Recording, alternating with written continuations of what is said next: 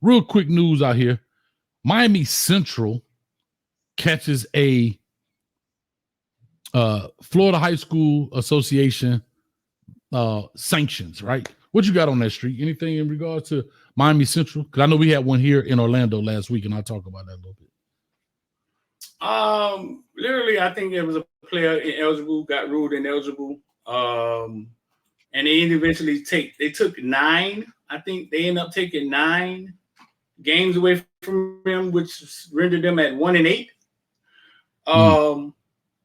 Something like that. Let me see. I got it right here.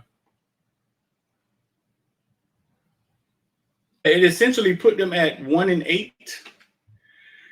FSA has handed out Miami Central major setback. The Rockets must forfeit 9 games, including GMAC championship win over Miami Norland due to an ineligible player. Norland had an ineligible player themselves. Miami Central self-reported the issue, leading to a $900 fine with just days before playoff bracket. The Rockets face a challenging road ahead. I don't think they're not going to make the playoff. But other schools got hit too, like First Academy, Norland got hit. I think West Broward got hit. But basically, okay, I want people to understand this. This is not when you were in high school. So I want y'all to picture this. A lot of these kids, if y'all didn't know, don't attend these schools. A lot of Miami Central football players don't walk in the doors at Miami Central and go to school and eat lunch at school and go to 8 periods. A lot of these kids go to these other independent schools that have been created by guys like Jerry Williamson, Mike Tonsil, Brandon Odor, my homeboy, Claudianne Hilbert husband. I'll think of the name because I don't want to leave nobody out. And these schools don't have football teams, and they allow you to play for any school you want to play for. Which I think is not a bad thing. It's the rules, whatever. But I think some of the accountability of you having your guys in house is kind of slipping away. That makes sense. Yeah, totally, man. That was a big thing. Right. Yeah, that was a big thing too. As I was coming along, you had a lot of those private schools that didn't have sports. So the rule at that time, I don't know if it's changed, was if your school doesn't have sports, you will be allowed to participate in sports if you are zoned for said school. So if you lived in Norland or you lived in Central or American or Carroll City's area, you could participate in sports at that high school, even though you didn't go to that school because your school did not provide sports at that school. Right. So you could go to those schools.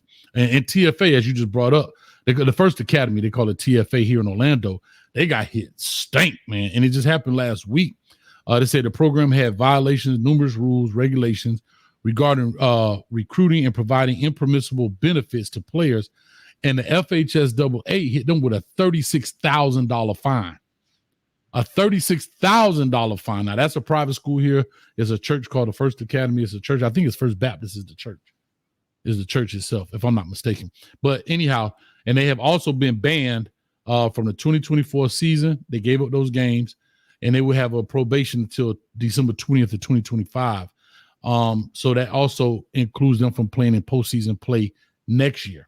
It's kind of like a mini death penalty. Here's some of the allegations. Allowing 10 student athletes to participate in football activities without being enrolled or prior to being enrolled at the school. Allowing 1 student athlete to participate in football activities prior to being in the school. The head coach Moffitt provided an Uber ride to a student athlete before the student was enrolled. The school allowed non-school team 24/7, which my man Chris Mitchell runs, 24/7, 707 members of the TFA football team. The First Academy assistant coach Estander Morepes, if I'm saying it right, participated in a football clinic during the school year wearing school paraphernalia. I don't see why that's an issue. Moffitt, the head coach, communicated with, I think Moffitt, is Moffitt the head coach? I don't know if he's the head coach. I may be correct, at TFA. Moffitt communicated with student athletes about the First Academy prior to their enrollment. An unspecified representative of the school athletics interest communicated with student athletes. So basically talking to players before they got enrolled into the school. And that became an issue. I personally think this school particularly pissed somebody off and they turned them in for all of this stuff. And today, with all text messages, all the digital tracking you can do, they caught them. You know what I mean? Phone numbers, phone records, and so forth. So you know, private schools used to get away with a lot because they were private, and they don't have to have a zoning. They're not in a zoning thing. Like, shout out to LaMarcus Joyner. He stayed in South Miami and went all the way up to doggone St. Thomas. You know what I mean? Knew how far that Southwest 152nd, all the way to Fort Lauderdale. If you knew how far that drive was, your next question should be, what time did he wake up? What you mean? They used to send a bus down there, the little short bus. He still got to get up early. Yeah. So what time did he wake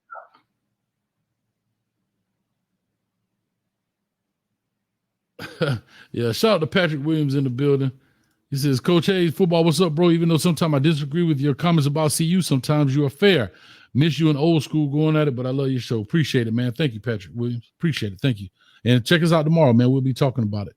But yeah, man, that's just kind of the touch on that right there.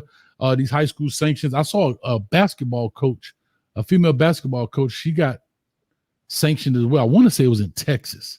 I just saw that as well. I want to say it was in Texas. And so these people cracking down, man. They're cracking down on this stuff. And, you know, these schools bringing in 30 transfers and all that. $36,000 fine. That's tough right there, boy. That's tough.